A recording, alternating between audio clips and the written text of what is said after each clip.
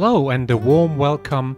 I'm Armin Trost, professor at the Furtwangen University in Germany, and this is my series on human resources strategies, a real master course for advanced HR students, professionals, and executives. This series is available on YouTube and on all podcatchers like iTunes or Spotify. All slides that support this series are available on my website. For more information, please read the description to this YouTube or podcast. I'd also like to refer to my book, Human Resources Strategies, available at most online bookstores. So, again, thanks for listening. Have fun and gain valuable insights into the fascinating world of HR strategies.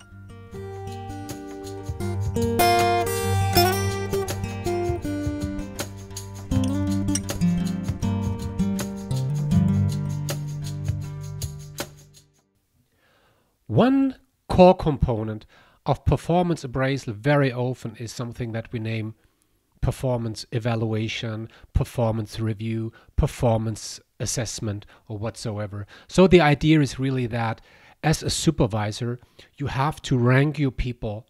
Maybe you have to classify your people into different categories like A, B, C. A are the top performers, B are those in the middle, and C are the low performers. And this grading, this kind of grading, will lead to extrinsic consequences that the employees themselves cannot affect. Something like whether you are promoted, whether you get promoted or not, whether you're going to receive a variable pay or not, whether you will be nominated into a talent pool for a kind of high potential program. So this is the idea. And I mean, one strategic direction goes like this, saying one of the central tasks of a manager is to formally evaluate employees at regular intervals. I mean, who else should do this? Right? This is a fundamental idea. And now here comes the problem, and we're going to talk about this problem in this episode, and we'll talk about how to deal with that problem. If a manager is doing that, giving grades, judging over employees, he or she must act like a boss. This is dedicated really to the boss role. You have the authority to do that. And that is not compatible to some other leadership roles we were talking about, like being a partner, being a coach, being an enabler. I mean, you have realized that I really admire the work of Douglas McGregor, and I really admire his book that was written 60 years ago, The Human Side of Enterprise. And Douglas McGregor, he once really said, the role of a judge and the role of a counselor are not compatible. And when he talks about counselor, he means coach. You cannot be a judge and a coach all in once. You can't. But if you have a system like this in place, where managers have to judge their people, they cannot act like a coach. I mean, being a judge means that you have the authority over people. And the opposite side of this is something completely different. And I put this again in a kind of a strategic statement saying, leadership is at eye level. That is why our managers do not judge their employees, but encourage critical self-reflection. They rather ask the people, what do you think about yourself? How would you evaluate your own performance? Think about it. Really, ask the clients, what do they say about it? So critically reflect your own performance. And this is what a coach would do. Now, here is the problem. In any well-managed organization, people will be judged at some points, always. You have to. I mean, think about specific situations like somebody needs to be promoted, right? I mean, not everybody can be promoted. So somebody has to make a decision. And this decision will depend on the people, of course. I mean, you will only promote the most suitable person. Or when it comes to nominating somebody into a talent pool for executive education, for a kind of talent development program, I mean, probably you're going to nominate somebody who is above average with regards to his or her performance. So you have to make a judgment. You have to. And this judgment will determine the future of these people. So you always have to do this somehow. I mean, also during the selection process, when you select people, you make a judgment upon people.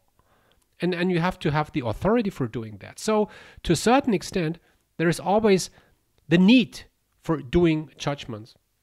But at the same time, we see that judging people, judging employees can be toxic, can lead to significant problems. And let me outline some of these particular problems. So one idea might be that if people are judged, if team players are judged, that might lead to less collaboration and to more competition among peers, right? So especially when there is the idea that only a few people can be A players. So if only, let's say, 10% of all people in a team can be A players, that will kill collaboration. And competition among colleagues might be most likely when forced ranking is applied. So what is forced ranking? Forced ranking is that you really say, okay, manager, if you have 10 people in your team, you have to make sure at the end that 2 people, 20%, are A players, 70% are B players, and 1 person, 10%, is a C player. You have to. Even though you only have superstars in your teams, which is probably the case, you still have to follow this distribution. This is what we name forced ranking or forced distribution. And the idea is, when you really have divided labor, if the people work independently, if they do not work in teams, that might be okay. That might be okay. But once people are supposed to collaborate, sharing knowledge, helping each other, supporting each other, then you should not do this. So you see again, this is really a matter of context. In teams, you should not apply forced ranking. It will kill teamwork. Really. I mean, that's the same with my students.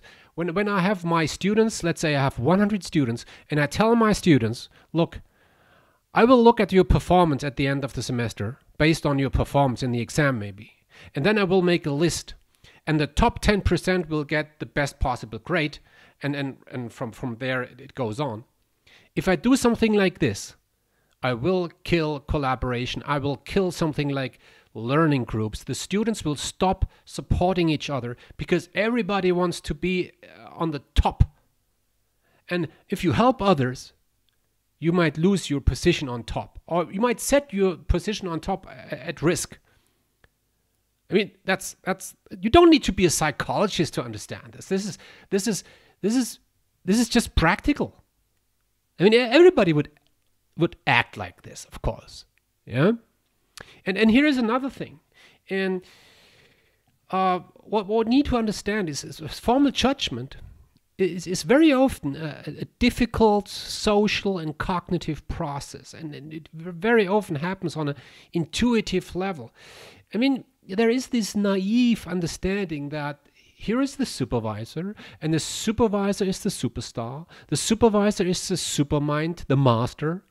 And as the supermaster, superstar, superhero, he or she is absolutely capable to evaluate, to judge the performance of the people. Because the supervisor knows everything. Just remember this idea with the T concept, the big T and the small t. If you are as the manager, you are the big T, of course. You can judge the performance of the small t's. Yes, you can, but that's very often not the case. So we have to have a closer look at what happens in a manager mind when he or she needs to do an evaluation. And that's not so simple, as you will see. That's psychologically spoken a very difficult process. And I would like to go a little bit deeper into this, just to take away your naivety, if there is any. Okay, so let's assume the following situation. Okay, let's assume that there is a manager, and this manager has to evaluate specific competence of John. I mean, you know John already. So, and this specific competence, let's say that's problem solving. Okay, problem solving. How good is John in problem solving?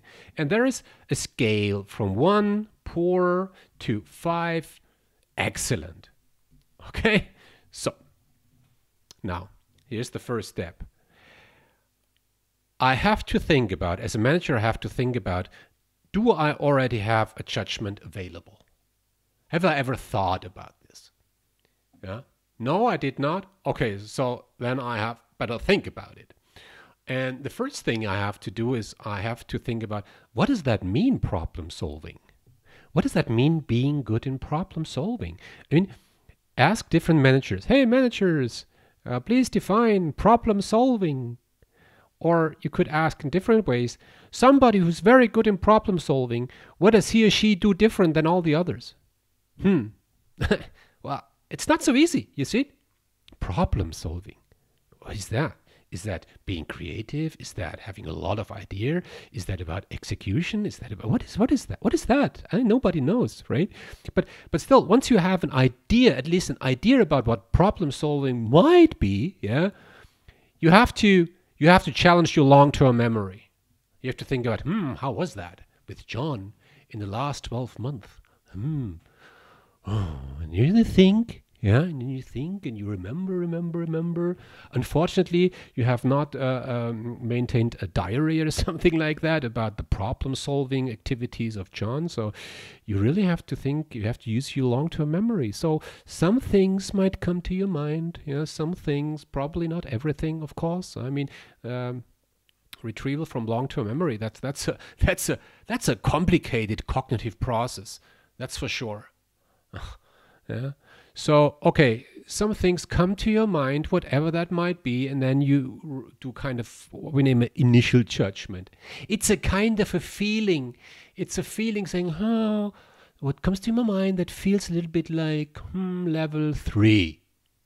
Okay, level 3. And then you put yourself in the situation where you tell this grade to John. So you anticipate what's going to happen if I tell John that in problem solving he's just a 3 in the middle. And now things turn social really. I now think, okay, how will John react? And I know that John is in particular proud about being such a great problem solver. And I know that John will be absolutely disappointed when I tell you he's just a 3. Now I know that John is a person who is hardly to be replaced. I mean, he's not the finest guy in the team, but I mean, he's a specialist of some sort, and I better don't mess with John. I mean, I'm happy that I have him, at least him. So I should not tell him that he's just a 3, maybe. So that requires some adjustment. So I think again, and then I find some more ideas. Yeah. Last meeting, he had some great ideas. Oh, yeah, and there was this problem that he successfully solved. So I think again, and then at some point I might say, well, maybe it's not just a 3, it's a 4. Maybe even a 5, maybe. Okay, but 4 should be okay. And then I'm in a good situation to tell John, John, it's a 4. You see? This is a cognitive process. I mean, what comes across here like a little story, daily story, I mean, it's something that really happens in human mind. And there's a lot of research about that. What do we remember? How do we create social judgments? That's a difficult process. We know that very often it's not about thinking about a judgment. Very often it's feeling about a judgment. And then once we have a feeling, we try to find proof.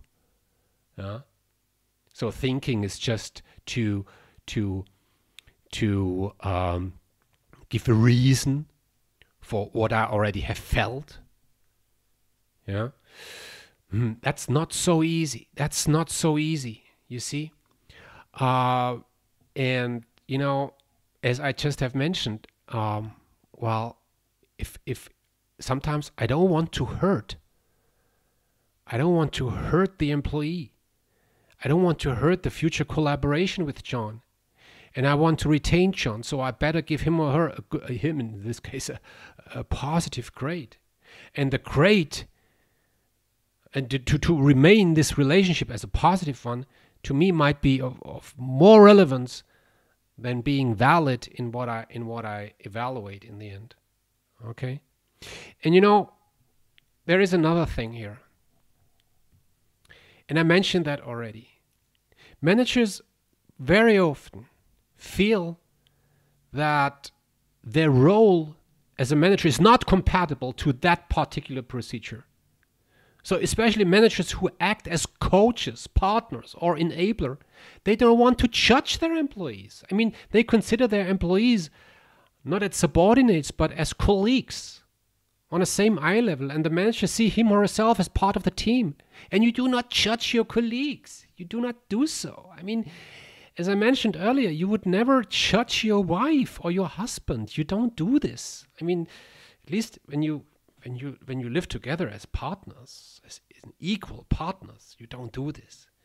You don't give a grade to your wife. Okay, it's January. Hey, wife, now I give you a grade how you were as my wife in the previous 12 months. And that will determine whether you are allowed to buy another bag or so. I mean, that's ridiculous. I mean, that's middle age, right?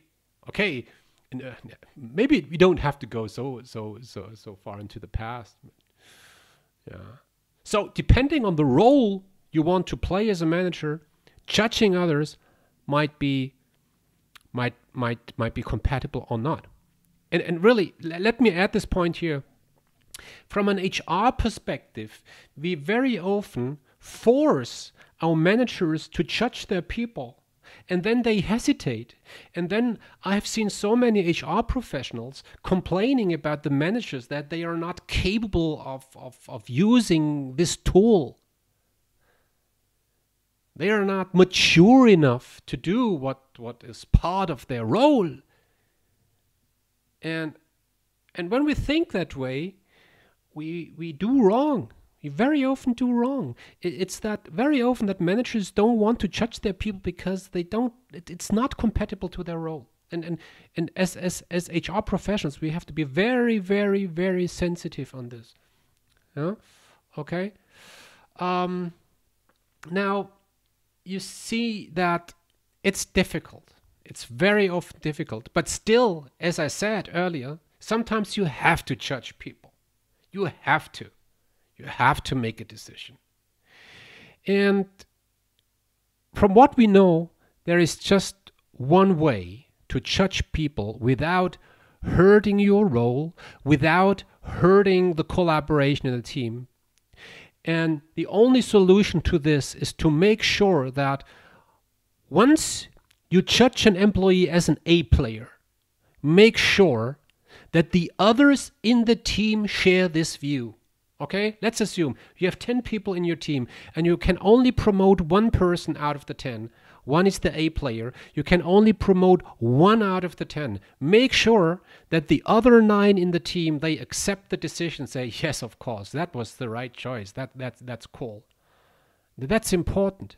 And that very often requires empathy or maybe an intense discussion even among the team members. Okay? That's the only way out. Okay? So, and that's one question, how to deal with A players. Whom to give more privileges, whom to promote, whom to put into talent pool or whatever. The other story is how to deal with C players. And, you know, here is an important idea. When we look at a classic performance review form, the grading comes as a kind of continuum, right? There is A, B, C. Sometimes companies have a 5-point scale, maybe from performances below expectation, very much below expectation, meet expectation, above expectation, significantly above expectation. Okay, you somehow have this kind of continuum from poor to excellent. That comes across as a continuum, but it is not. It is not. Making a decision, making a judgment upon who is an A player is a completely different story than thinking about who are the C players, because the consequences and the processes are completely different. So here is the advice: separate the two. Really separate the two. Thinking about who are the A players is a completely different problem than thinking about who are the C players. Really, these are two completely different things. And I have met many companies who differentiate the two, really. They say, well, one time in a year we want to understand who are the A players, full stop. Not thinking about who are the C players. Some other company might say, we only think about the C players, the rest is does not matter. That's good, because separate the two. Really, separate the two. These are completely two different stories. Now let's talk about C player. Let's talk about low performance. Okay, that's a very important thing here.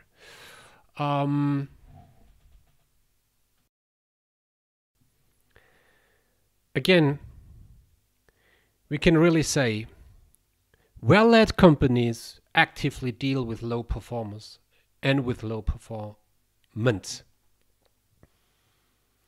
You should not close your eyes once you see that an employee is not performing well. You should not. You should treat that. And the question is how to do that. And let me share with you a story. Again, let's assume here is again John, and there is a kind of performance level that John is supposed to meet, a kind of expectation level, whatever that means. Could be that John is a salesperson and you expect that John is selling a specific rate. And John always did well. He was mainly above expectation, really. But at some day, his performance dropped. And performance became really, really poor. So what happened in the first phase is that the teammates realized this. They start to talk about this. They start to wonder, what's going on with John? He's looking pale. Is he okay? His performance is down. He's always late, doing a lot of mistakes. And of course, very often, it's the supervisor's role to do something. It's his or her responsibility. So very often, the first thing you do is a first occasional dialogue. In this first occasional dialogue, it's about dealing with low performance. And that's a process of reflection. Asking, hey, John, what do you think about your own performance? Do you also agree that performance is not so good? Okay, if he agrees, then you think about, okay, is it that you don't want? Is it that you can't? Or what is the reason for that? And let's find a solution so that we can overcome low performance. So you do this, and then you let John go, and John will continue, and hopefully you hope that John will recover, but let's assume he does not. So performance becomes even worse. What's happened then? You make the second occasional dialogue, and you do the same procedure, of course. And you talk again, what's wrong? What should we change? And whatever. And you know, this is a coaching process. This is a coaching process. Where together with John, you as a supervisor, you think about solutions. And you make a deal with John. Say, okay, if we change this, do you think that things get better? Okay? Now comes January and the annual performance review takes place. Now, guess what happened? If John does not recover, now he's the point where John will get his label being a C player. This is something that will happen. Okay, John, now you are a C player. So, what I want you to see is there is a difference between dealing with performance and dealing with performer.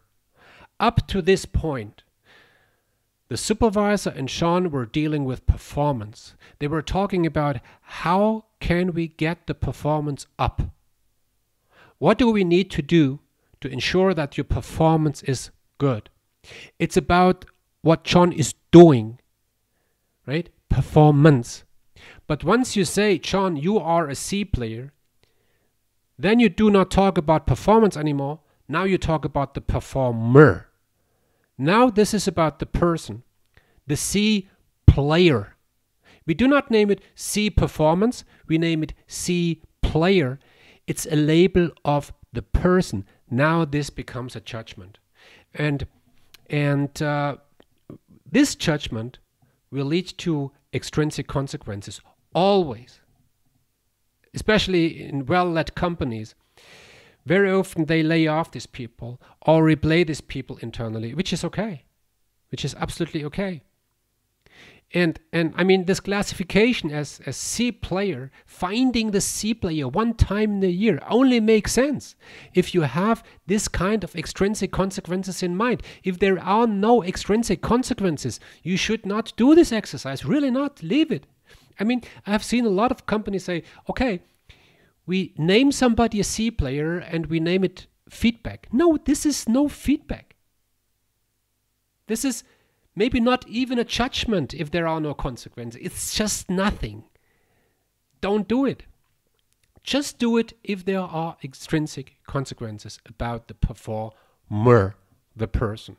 Okay? So, up to this point, we were talking about judgments, A, B, C.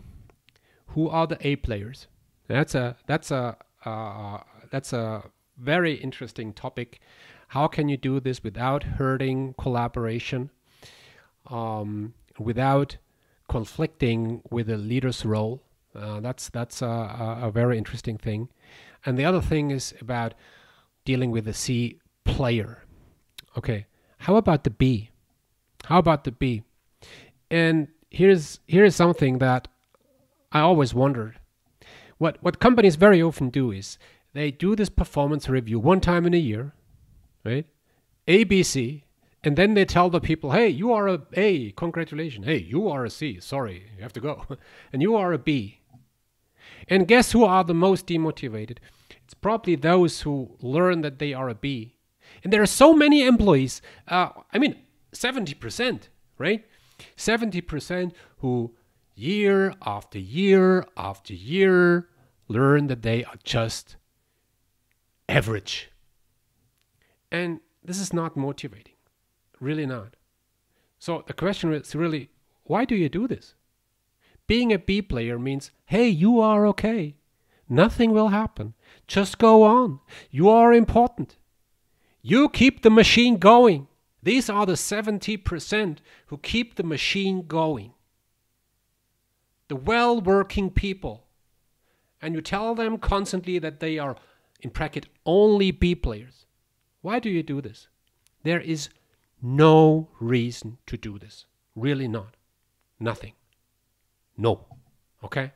So maybe I missed something, but in the last 15 years since I'm dealing with that topic, I couldn't find any reason why you should tell a B player that he or she is a B player. Don't say anything. Talk to the C players. I mean, you have to. Talk to the A players. Yeah, you have to either.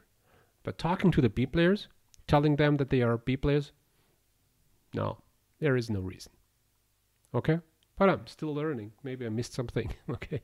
So, what you take home from this episode is sometimes we think, yeah, let's judge the people, ABC, that's a good thing. Performance review, everybody's doing this. No, it's very complicated. It's very complicated. Be careful. Think about the context in which you're doing this and think about which problem you want to solve with that. Be careful, okay? And I hope I could share with you some thoughts about this particular concept. And this was the last episode around performance appraisal, okay? It was exciting.